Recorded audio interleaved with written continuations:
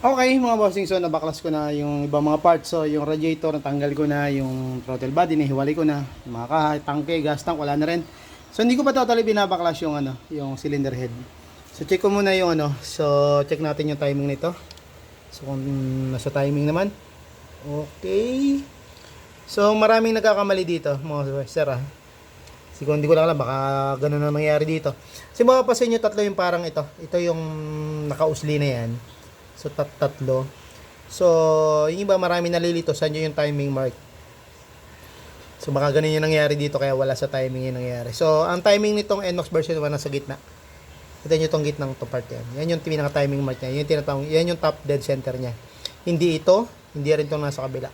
So, marami nagkakabalik na namamali dyan. Kasi, pag dito ka banda nakatingin sa, dito medyo mataas ang tingin mo, ang makikita mo itong bandaan to.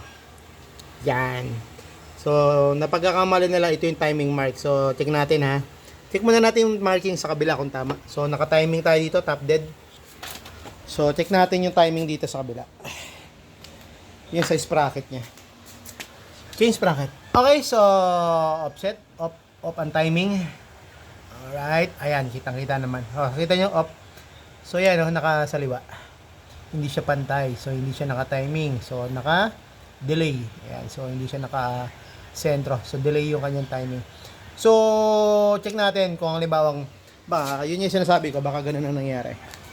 Marami ako nagagawang ganito. Marami na ako nagawang ganito kasi ganun ang nangyari. So, yung timing mark andun. So, ilagay natin dito. Isog natin. Kasi ito yung nakikita. Itong part na to.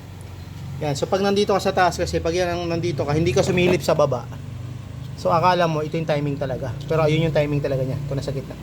So, pag tumingin ka dito, yun ang makikita. So, okay. So, akala nung iba, yan ang timing mark. Okay. So, lagay natin dito. For example, ayan, nakalagay dyan ha. Dyan natin tiniming. Kasi ito ngayon nakikita pag nandito ka banda sa taas eh. So, check natin din kung ano. Check natin kung tumama. Okay, tumama nga. So, nasa timing na dito. So, yun. So, akala siguro nung huling gumawa nito, yun yung timing mark. So, mali. So, naka-delay yung timing niya. So, yun lang. So, marami na kasi ako nagawang ganito. Marami na ako nagagawang ganito na sumasablay sa timing. So, pag nabuksan, lalo sa version 1, kasi maraming nalilito dito. Minsan na pagkakamalan itong part na to. Itong naka-usli na yan. Ito tinuturo ko. Yan. Minsan ito yung napagkakamalan na timing ng top dead. So, ayan, nakatutok naman dito yung marker ng magneto. So, minsan ganun ang nangyayari. Yan nangyayari na offset yung timing na delay. So, ang pinaka-timing talaga niya nandito sa gitna. Itong part na to kasi hindi masyado nakikita kasi yan pag ganyan ka. Ayan, dito ka banda. Ang nakikita kasi itong part na to, itong isang to. Yan. So, yun lang.